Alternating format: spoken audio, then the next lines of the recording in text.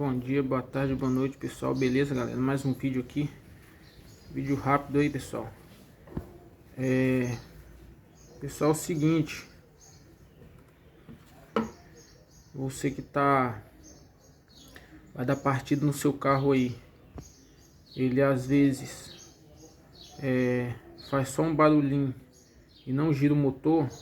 Fica dando aquele barulho de como se tivesse a engrenagem passando.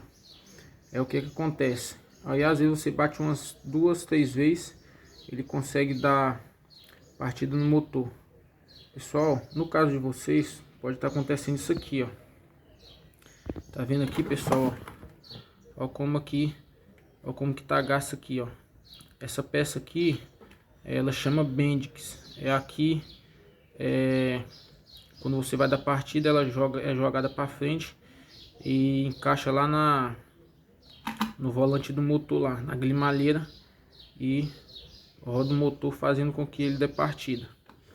Então, pessoal, se você tá passando por isso aí, ó, vai dar partida no carro e dá aquela rangida e não vira o motor, pode estar acontecendo isso aqui, ó. Aí o que acontece? Vai se gastando aqui, ó. Aí você vai dando partida, não encaixa.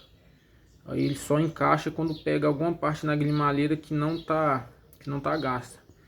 E o perigo de estar insistindo nisso é que gasta aqui e você insistindo, forçando, vai gastar a grimalheira também. Aí você vai ter que trocar essa peça e trocar também a grimalheira do motor, né? No caso ali vai ter que descer a caixa e tal. Então começou a fazer esse barulho aí, ó, no arranque,